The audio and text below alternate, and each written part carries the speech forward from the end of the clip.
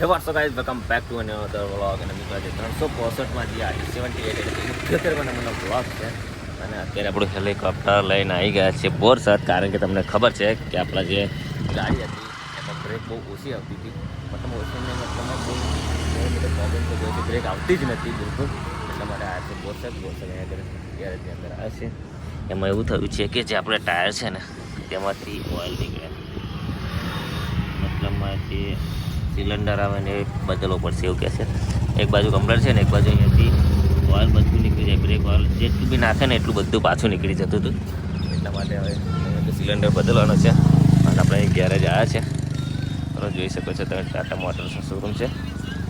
અને અહીંયા આગળ આપણે ગેરેજ છે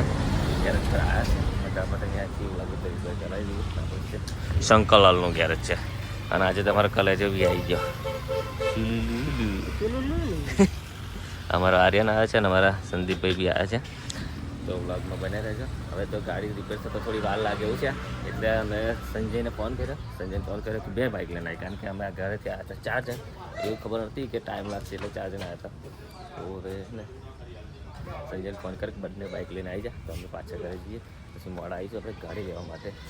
તમે જોઈ શકો છો પહેલાં અહીંયા આગળ રિપેર કામ થઈ ગયું છે આપણે મસ્ત અને સરસ મજાનું કામ કરે છે એટલે અહીંયા જ આપણી ગાડી રિપેર સર્વિસ કરીશ બધું અહીંયા થાય છે આ મેન કારીગર છે આપણા આ જ છે શેઠ આવા જ રિપેર કરે છે ગાડી તમે જોઈ શકો છો મેન કારીગર આર્યા જ છે આ ચેક કરે છે આગલી પિકઅપ છે ને એને બધું ચેક કરે છે એટલે બરાબર આવતી ગયા છે આપણી પિકઅપ બાજુ એક સામાન લેવા જાય એવું લાગે છે બરાબર આપણે આ ગેરેજ છે શંકરલાલનું ગેરેજ બોરસદ તમે કોઈ દિવસ અહીંયા આવો તો લેજો કારણ કે અહીંયા આગળ બધું જ કામ અહીંયા આગળ અહીંયા રિપેરિંગ કામ કામ બધું કરે શંકરલાલનું ગેરેજ તો જો બોલેરો પિકઅપનું એકદમ જોરદાર કામ કરે એટલે મજા આવે મતલબ અહીંયા આગળ કામ કરવાની અને ખાસ જોરદાર લાગે છે આપણો પરેશભાઈનું ગેરેજ છે તો મિત્રો બ્લોગમાં બન્યા રહેજો મજા આવશે બનાવીશું બતાવીશું કે નવું નવું અને આજે બધાને ચૈત્રની નવરાત્રિની હાર્દિક શુભકામનાઓ આજે પેલું નોંધવું છે બધાને જય માતાજી અને પણ ઉપવાસ કરે છે કોમેન્ટ કર્યું મેં તો કર્યો નથી અને આઠમ કરીશ કારણ કે નવરાત્રિ પાછી થાય લાગતું નથી એટલે આઠમ નીકળી કરીશ આપણે તો ચલો બ્લોગમાં બને રહેજો મજા જો ભાઈ ઠોકા ઠોક ચાલુ થઈ ગઈ છે આપણી બસંતીમાં ધવા ધપ ધપા ધપ અને આશા છે કે ઓછામાં ઓછું બિલ આવે બટ એમાં એવું છે કે આપણું 10-12 બિલ આવે એવું લાગે શું કરવાનું યાર જો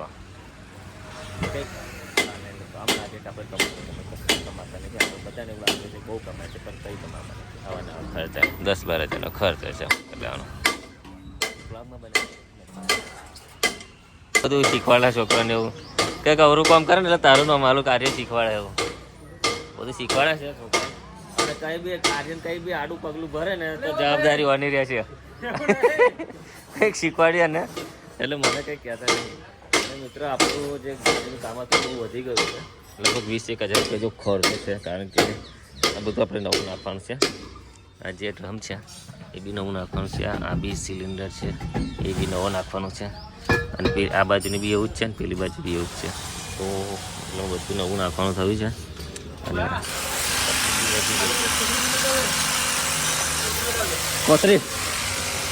કોથરી મંગાવી સલ્ફેટની કોથરી મીટર નીકળી ગઈ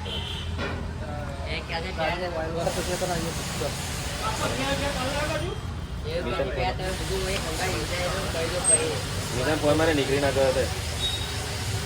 કાલે જાણ ફોન મારી આપણે સલ્ફેટની કોથરી બોથરી મંગાવી નીકળી ગયો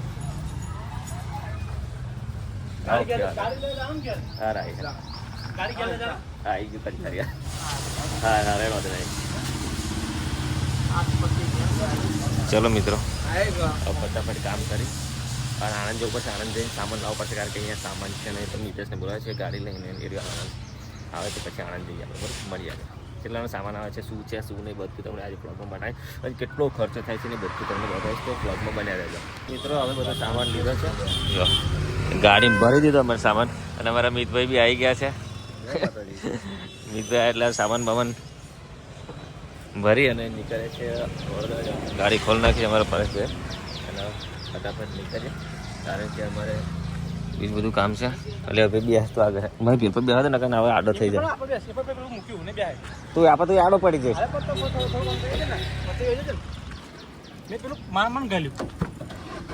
ડેડ આપણે આગળ એટલે આ બધું શું કર્યું મેં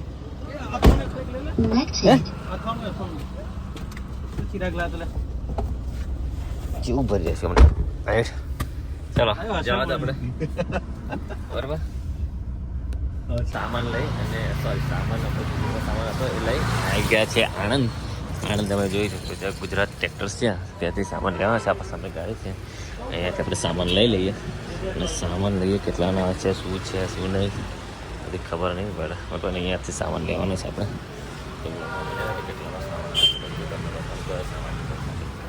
એક તારીખ લેવાનો છે આપણે અંદર છે ડ્રમ લેવું ડીશ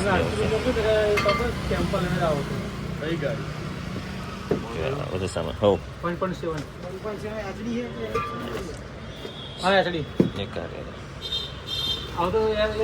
પેલી લેવાનું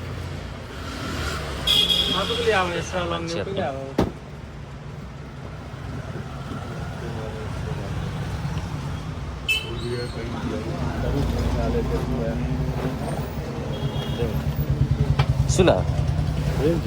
ઈડ તો કેવું તો ખરું રીમઝીમ લાવો આ મીતે છે ઘણા સામાન આવે છે શું છે આ બધું સામાન લેવાનું છે આપણે જોઈ શકો છો નવો સામાન કાઢે છે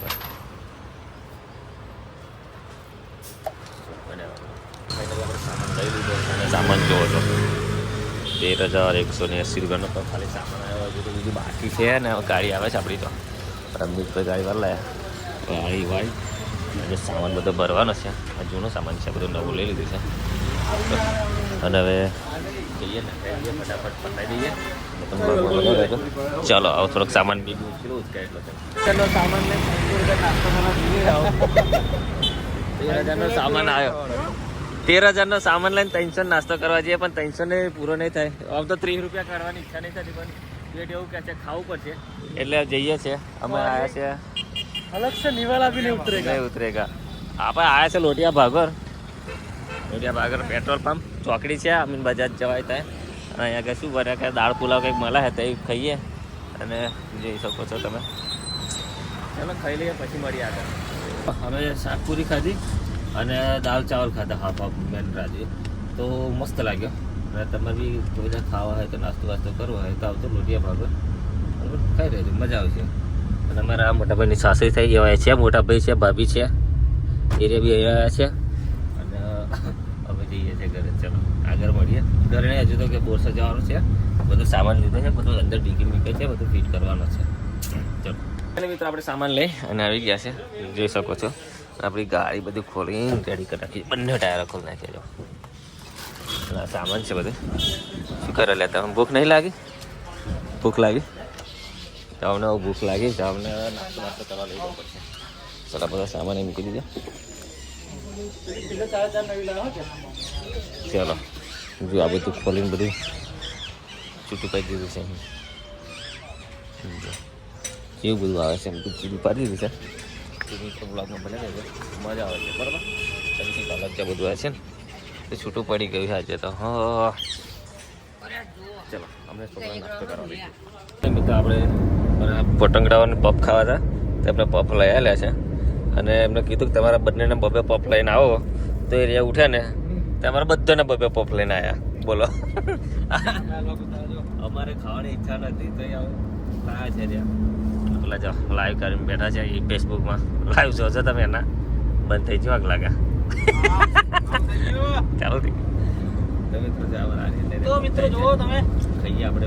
એક વાર ખાઓ બરાબર જો હારા પબ્લિક નંબર છે કારણ કે વરસાદ પરિસ્થિતિના છે એ પબ્લિક નંબર હોય છે તો ચલો આપણે બી એકાદ પગ ખાઈ દઈએ મિત્રભાઈ તમે ખાજો તમે ખાવ ને બંને કંઈક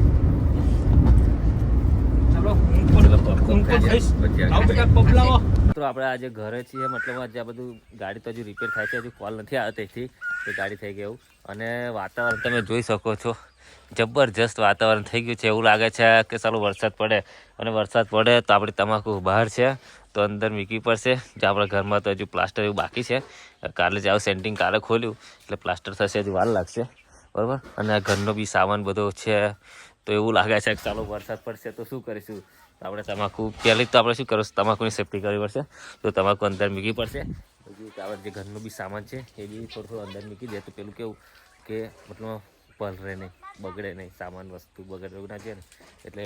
પહેલાં તો તમાકુ મૂકવી પડશે. ઘરે કોઈ છે નહીં, નાના નાના મારા 2 છાયા નારિયેલ 2 છે, પણ એમાં શું થાય કે એમનાથી ઉચકાય નહીં, આપણી કમર ભાગલી એટલે આપણું બી કામ નહીં. તો પપ્પા આવે ને તો કંઈક કામ થાય એવું છે. પપ્પા આવે તો ફટાફટ કામ કરી દઈએ. શું કરીએ આવો, ચલો શું કરીએ, વ્લોગમાં બન્યા રહેજો. હજુ તો ઘણું બધું કામ છે. જઈએ છીએ આપણે મોટા ભાઈના ઘરે થોડું સિમેન્ટ લઈને, કારણ કે ત્યાં આગળ એમને જારી બેસાડા છે. ત્યાં આગળ આપણે જોતા આપણે જારી બી જારી પણ કામ કરવાનું છે, પણ આપણા મામાના છોકરાને સોંપવાનું છે મિલિનભાઈને, એટલે એમ તો કંઈ ટેન્શન નથી, પણ એકવાર જોઈ લઈએ તો સારું છે, બરાબર. તો મિત્રો વ્લોગમાં બન્યા રહેજો, આગળ મળીએ આપણે. તો આપણી વસંતી લઈ અને આવી ગયા હતા આપણું હેલિકોપ્ટર લેવા, અને આપણું હેલિકોપ્ટર રેડી થઈ ગયું છે. તમે જોઈ શકો છો આપણા પરેશભાઈ ફટાફટ કામ કર્યું છે, કારણ કે કાલનું આપણું વર્કિંગ છે, કાલનો ઓર્ડર છે, કાલે જવાનું છે. હેલિકોપ્ટર ફટાફટ એમને રેડી કરી દીધું છે મિત્રો. ઓછી હતી હજુ તો બ્રેક ઓછી વાત છે, આટલો બધો ખર્ચો કર્યા પછી તો મિત્રો વ્લોગમાં બન્યા રહેજો, બરાબર. મજા આવશે. કેટલું દૂર થઈ જોઈએ આપણે શીખવતા. શું મિત્રો બહુ ડેન્જર પવન છે. બધો સામાન અંદર લઈ ગયો, થાકી ગયો. બધા મમ્મી પપ્પા છાયા આર્યન બધા જ બાટક્યા હતા ને. અમારું ઘરની હાલત જુઓ